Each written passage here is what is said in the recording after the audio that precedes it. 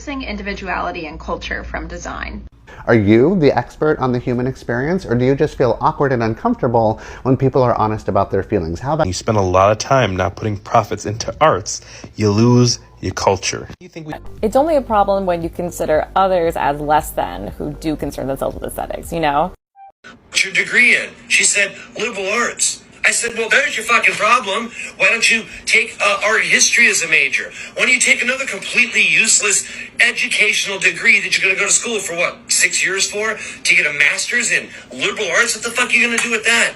A lot of art friends who work in the design industry, and a lot of the times when they have a really good idea, they don't go with their idea because of some form of analytics that says this wouldn't be a good idea.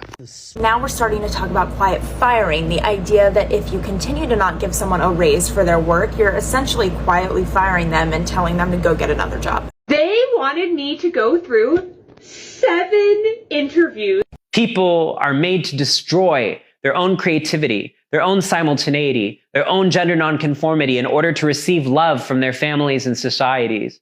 Don't fucking tell people to get over it. That's so mean and invalidating. Or streamlining your life to kind of maximize productivity. But with eHall Pass is a fun new educational tool that counts the minutes our children are pooping. Because very functional, very comfortable, and gives the appearance of not having a personal style. When my child is at school, I want them to know what it feels like to be on house arrest. And look, and all this pain, it shows up as resentment and retribution against gender nonconforming people.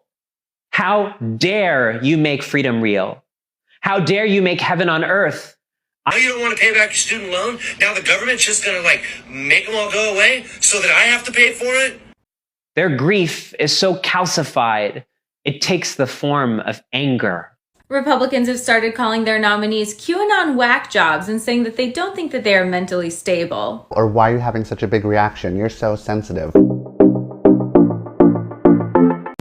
don't you go take a class that you could do something with? I don't know, become a doctor, maybe an engineer, maybe a scientist, maybe something else the world could use. I think you took a risk, Rebecca. Pay artists, take risks, more color. And it's helpful to do that with people that want to hear about your feelings. The healing process takes time. Your emotional experience is valid. Don't let anyone gaslight you into thinking that you're making too big of a deal about it. Odds are, you're not making a big enough deal.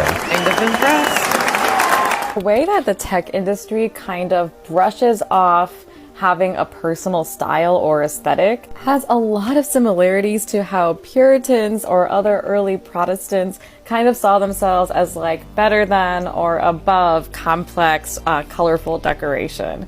I think we have enough lawyers, and I think we have enough liberal arts majors. And now you don't want to pay back your student loan? Amazon workers, they're going through the same thing. We're just realistically preparing our children for a futuresque, technology-driven dystopian wage slavery. They're talking about books by or about gay people mentioning anything to do with the gender. The reason people defend the gender binary so ferociously, attempt to ban books about gender literacy, disappear gender nonconforming people from public life is because they don't want to confront their lovelessness.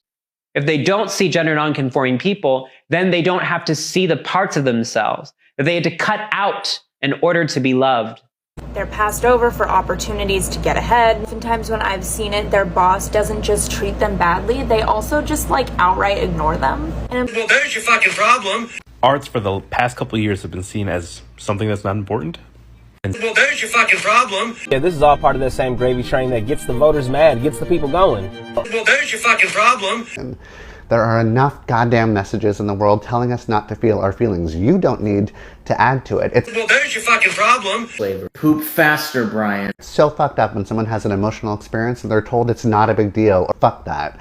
It is fuck are you to tell someone how they should react, how they should experience emotions. It's a big fucking deal. It's a huge deal. Don't dismiss someone's feelings because you don't agree with their reaction. Who the stuff? Politicians these days have been hitting the absolute jackpot attacking teachers.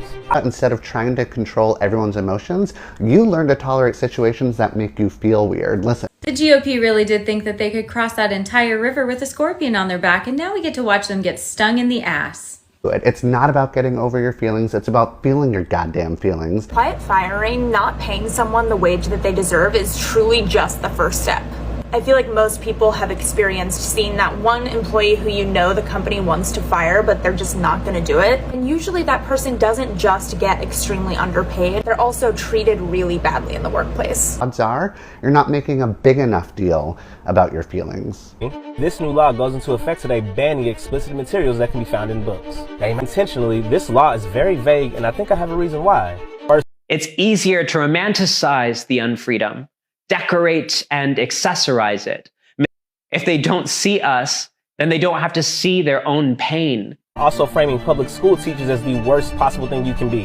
What you end up getting is a candidate thinking there's so many people I need to please in this job.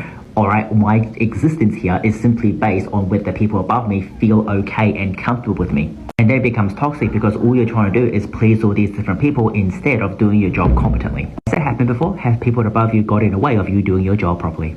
Quiet firing is so much more interesting than quiet quitting. Employees can be put in this position regardless of whether or not they've done anything wrong, obviously. The lack of a fair wage is just one of many abusive tactics that are used to force out employees who, for whatever weird reason, the company just doesn't want to actually fire, you know? That awareness that they've never been allowed to be free. Mistake dissociation as an identity and a virtue. Wear it like a badge or a family heirloom. So many would rather die than give it up. Thought we had to wait for joy. I thought that wasn't possible.